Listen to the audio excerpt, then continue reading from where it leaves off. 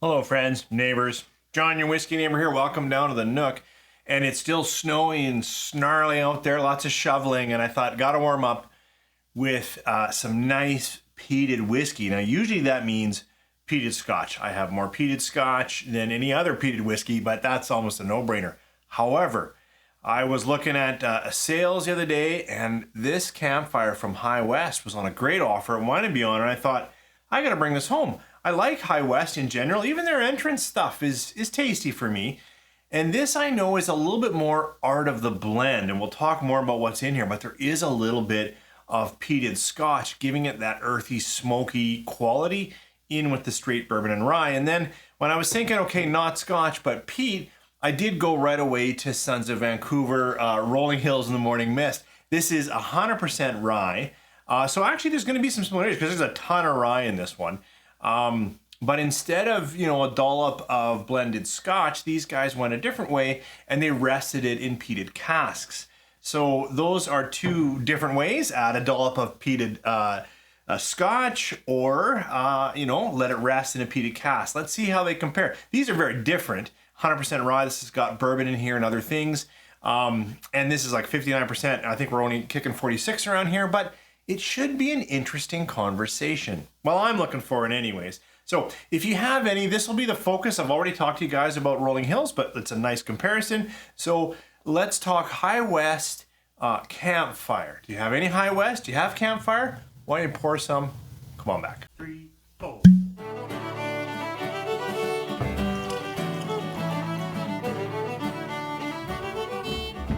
Thanks for coming back. As I said, we're going to start with this High West Campfire. And High West out of Utah, obviously, they put it in these really nice, really tall bottles that don't fit anywhere except for on the very top shelf or directly behind me. But it is a signature bottle style. It's easy to recognize. Oh, we're looking at High West. And, for me, they've come on the scene with the art of the blend, and I think this speaks to that. It's interesting because they talk about the head distiller, master distiller, and that's great. But then they also talk about Tara Lindsay, I believe, who's a blend or a sensory, leads a team that does, sensory analysis on blending. And I really believe, this is really the art of the blend. It's 46%, but I'll put all the details down below, but it's got, some straight MGP rye, that 95.5. It's got some straight MGP bourbon, but a higher rye bourbon. Then it's got an all rye, but it's a mix of unmalted, malted rye, their own rye. And then it's got a little bit of blended malt. So blended malt scotch, peated, sorry. So again, if this comes off, yes, the distillers involved are awesome for making good liquid and of course their own, but does it come together? In this case is a nod to the blending teams. So let's see what I get on this campfire. 46% blend of all those things. And my first notes are sweeter bourbons, sugars, vanillas, fudges, like this right away. I'm like, oh, this is corn sweetness. I expected more rye on the nose. But, it absolutely is there, but it comes in after that higher sweetness. But now I've got almost a little bit of menthol, that kind of a rye that is a little bit herbaceous. And there's a dustiness right now. Just like the peatiness is, well, there's some smoke from the barrels, right? This will all be new oak because it's American. But, right now it's just an earthiness, a dustiness. Yeah, char smoke, but not so smoky like a peated scotch smoky. Just not on the nose.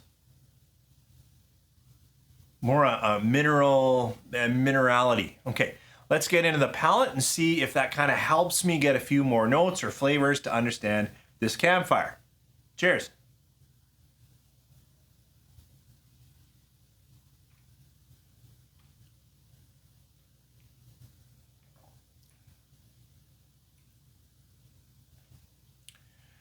First thing on the palate, I am getting a little more dirt and peat.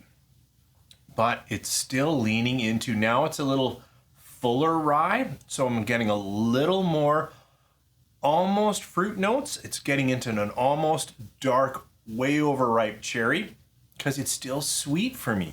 I'm really quite surprised at how sweet this is tasting, because for me, High West isn't a candy sweetness, but right now this is a candy crack apple that's been charred or smoked. You know, it's a little dirty, dusty, and then it's on the early finish that I get some nice cracked peppers, some black peppers, some rye hug going down the throat. Better keep waking up the palate and try another sip. Cheers.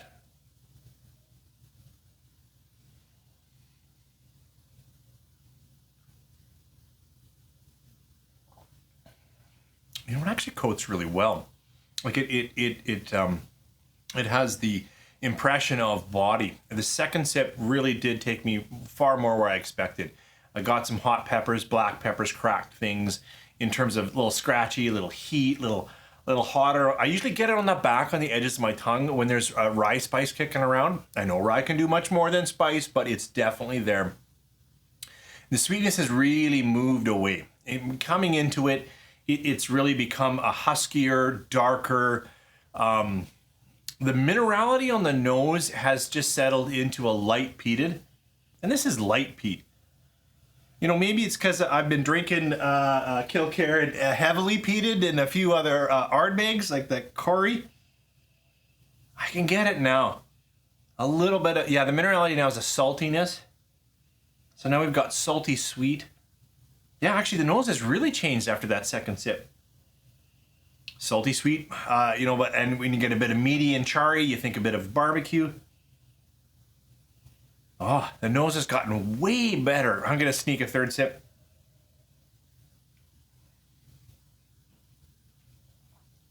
Oh boy, that is tasty.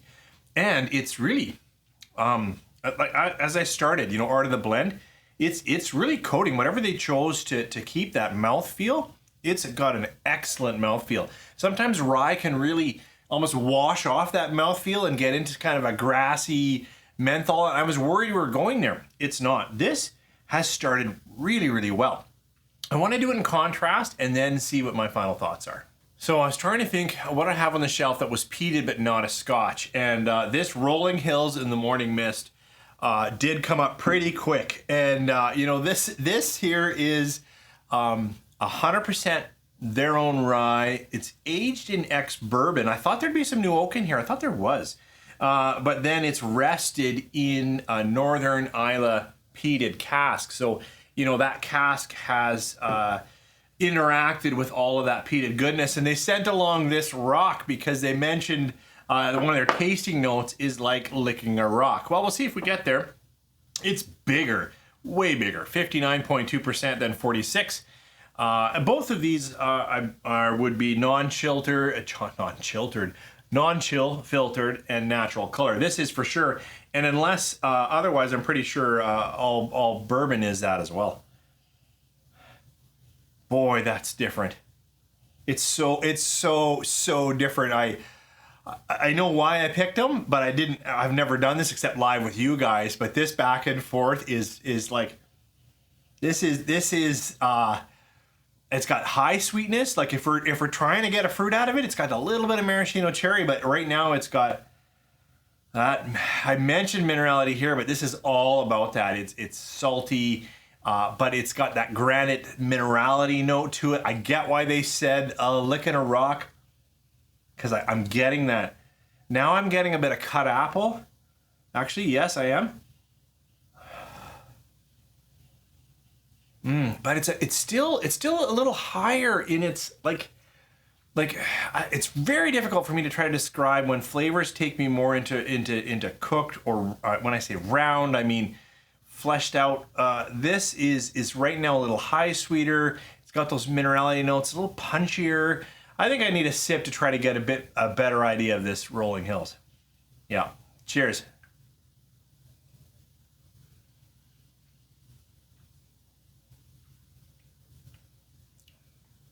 Oh yeah. This is, now it's 59, but it is so much bolder It's powerful, you know, sweet salt, sweet sweet mineral, high sweet, and then spice and little bit of grain grass. Yes, I'm getting a little bit of that hay grain grass note, but it still has some of that high sweet fruit. It's not maraschino at all. Now it's definitely like a sweet cut apple. So it's got a little bit more mealiness to it than just a sugared cherry. Another sip, maybe will give me more truth. Cheers. Second sip leaned into its dark side. I was talking a lot about the sweetness in the first sip.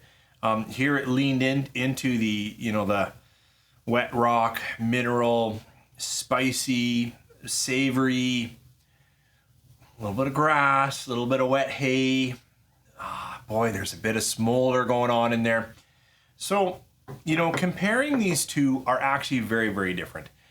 This one stayed fuller, rounder across the palate, far less peat influence, far more, you know, slight peat, and lots of higher rye bourbon notes. I got lots of corn sweetness.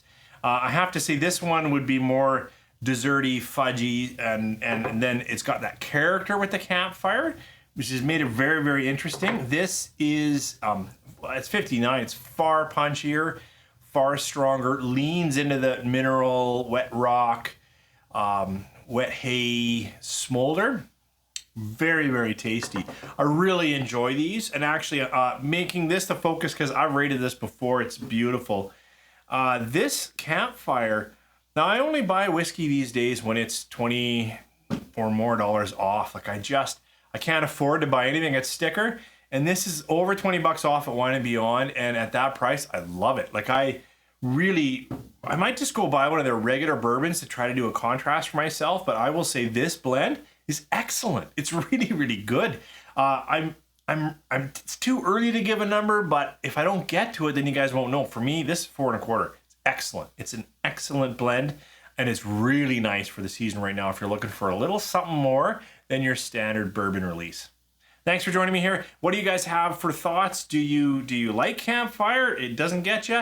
Well, have you been fortunate enough to get one of, like, I don't know, $2.50? I can't remember what the bottle release was on this, but did you get any of this? And what do you think of Sons of Van on that? So either way, or something new, what other peated but not scotches are great to have in winter?